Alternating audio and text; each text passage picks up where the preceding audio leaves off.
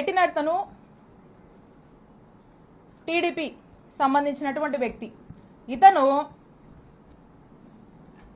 ఇతను ఈ కథకి వీళ్ళని ముందుండి నడపడానికి గల కారణం ఒక డైరెక్టర్ ఉన్నాడు. ఈ డైరెక్టరు, ఈ స్క్రీన్ ప్లే, వీళ్ళంతా కూడా ఈ యాక్టర్స్, ఆర్టిస్టులు వీళ్ళంతా.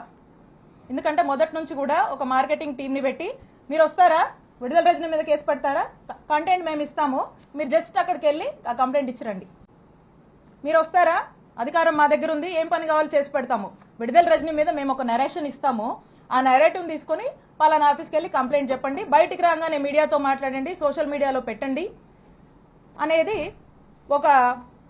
ఒక ఎజెండా పెట్టుకున్నారు. ఒక మోడస్ ఆపరెండా రన్ చేస్తున్నారు. దాంట్లో భాగంగానే ఒక బిజినెస్ మ్యాన్, ఒక వ్యక్తి వెళ్ళి, ఇక్కడ ఒక డైరెక్టర్ ఉన్నాడు, ఆ డైరెక్టర్ ఎవరో కాదు, నరసరావుపేట ఎంపీ శ్రీ లావు శ్రీకృష్ణదేవరాయ గారు. He's the director. ఈ డైరెక్టర్ దగ్గరికి ఈ బిజినెస్ మ్యాన్ వెళ్తాడు. ఈ బిజినెస్ మ్యాన్ ఫ్రెండ్ అంటారు, ఈ బిజినెస్ మ్యాన్ బంధువు అంట, అదే పార్టీకి సంబంధించి అదే వాళ్ళ వర్గానికి సంబంధించినటువంటి వ్యక్తి ఈ బిజినెస్ మ్యాన్. ఈ బిజినెస్ మ్యాన్ వెళ్ళి అతనికి ఏవో బిల్లులు కావాలి, అతనికి ఉన్నటువంటి పెనాల్టీస్ వేవ్ ఆఫ్ చేయాలి, అతను యథేచ్ఛగా వ్యాపారం చేసుకోవడానికి అతని సపోర్ట్ కావాలని అతన్ని అడిగితే, అతడు ఇతనికి డైరెక్టర్ గారు అన్నాను కదా కృష్ణదేవరాయ గారు, ఇతనికి ఇల్లీగల్ గా ఎట్లంటే అట్లా వ్యాపారం చేసుకోవడానికి, ఇల్లీగల్ వ్యాపారం ఇష్టం వచ్చినట్టుగా చేసుకోవడానికి, ఎదురే లేకుండా వ్యాపారం చేసుకోవడానికి సహకరిస్తానని హామీ ఇస్తూ కృష్ణదేవరాయ గారు ఈ బిజినెస్ మ్యాన్ ని ఒక కోరిక కోరుతారు.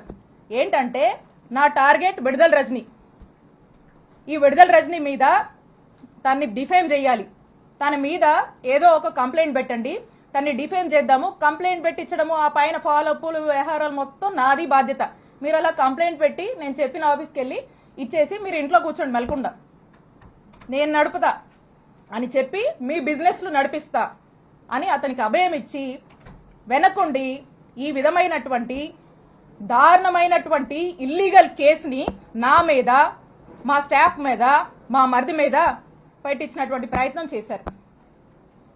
అసలు ఎందుకు ఇది చేయాల్సి వచ్చింది, కృష్ణదేవరాయ గారికి కూడా ఎందుకు ఇలా చేయాల్సి వస్తుందంటే, కృష్ణదేవరాయ గారికి విడుదల రజనీ అంటే కోపం కొంచెం ఎక్కువేనండి, ఎక్కువ కోపమే. ఎందుకో నాకు కూడా కారణాలు తెలీదు, కానీ రకరకాల కారణాలు ఆయనే అనుకుంటాడు, రకరకాల కారణాలు ఆయనకే ఉన్నాయి. సరే, ఎందుకంటే దానికి కూడా కథ ఉంది, అది కూడా చెప్తా. అయితే ఆ కథ ఏంటంటే,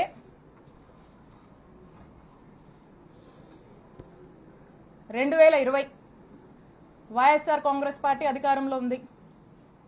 సెప్టెంబర్ 2 వైఎస్ఆర్ గారు వర్ధంతి. ఆ రోజున గురజాల సర్కిల్, ఆ రోజున కరెక్ట్ సంవత్సరంన్నర అయింది మేము అధికారంలోకి వచ్చినప్పుడు కృష్ణదేవరాయ గారు ఏం చేశారంటే, అతనికి ఎందుకో గాని నా మీద ఎందుకు కోపమో ఏంటో ఆ భగవంతుడికే తెలియాలి, ఆయనకే తెలియాలి కారణాలు.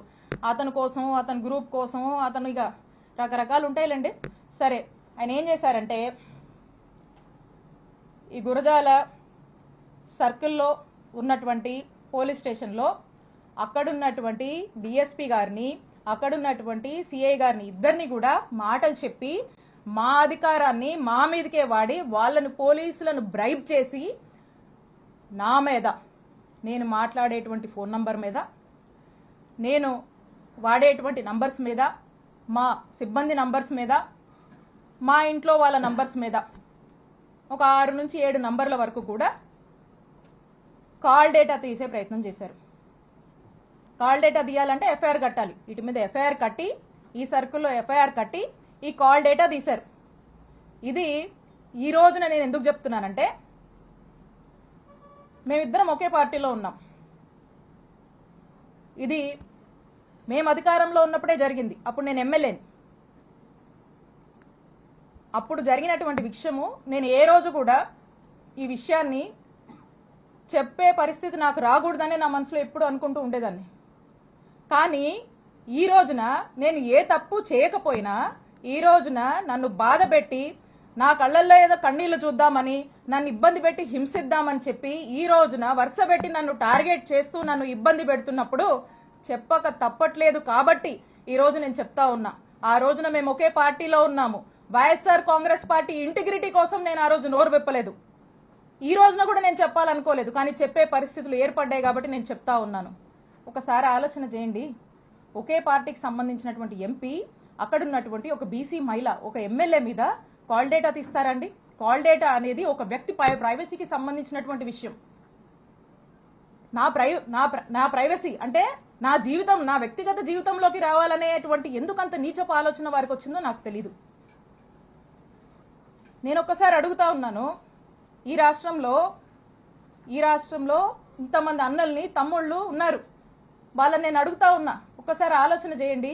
మీ ఇంట్లో ఒక ఆడపిల్ల ఉంటే, మీ భార్య అయినా, మీ చెల్లి అయినా, మీ అక్క అయినా, మీ ఇంట్లో ఉండే ఆడవాళ్ళ కాల్ డేటా ఎవరన్నా తీస్తే ఏంటండి? మీకు ఎంత బాధ అనిపిస్తుందండి? మీకు ఎంత కడుపు కాలుద్దండి? అలాగే మీరు కాల్ డేటా తీసినప్పుడు నా కుటుంబ సభ్యులు కూడా అలాగే ఫీల్ అయ్యారు. ఇంత నీచుడా కృష్ణదేవరాయలు అని చెప్పి అందరూ ఫీల్ అయ్యారు.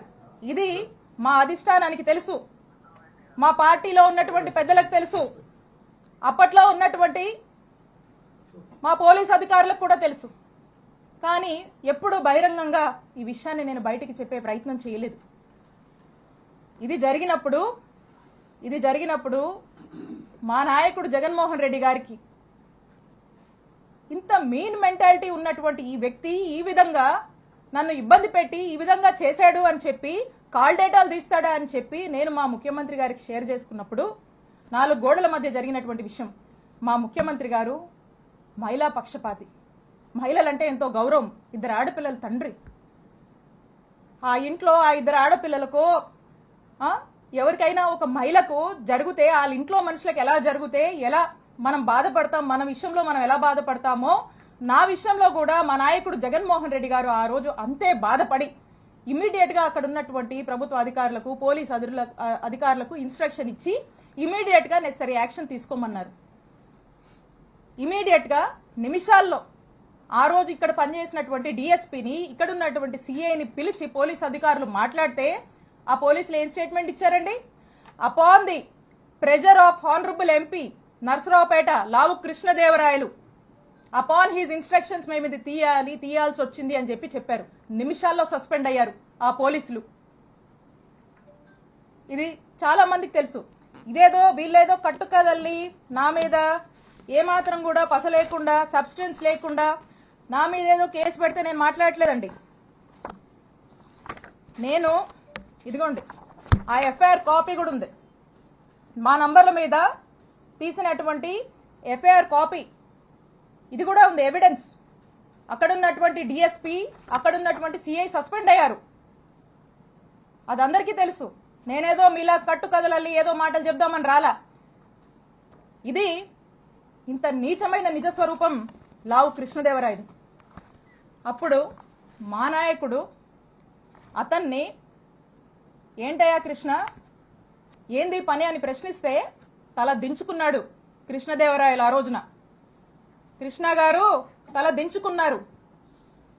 తన తల తీసేసినట్టయింది ఆ రోజున మా నాయకుడు జగన్మోహన్ రెడ్డి గారి దృష్టిలో ఇతను చేసినటువంటి ఈ తప్పుడు పనికి, ఒక మహిళా ఎమ్మెల్యే కాల్ డేటా తీసినటువంటి తప్పుడు పనికి అతను ఆ రోజున మా నాయకుడిలో కృష్ణదేవరాయలు అనే వ్యక్తి మీద నమ్మకం కోల్పోయాడు, అతను చేసిన తప్పు వల్లే.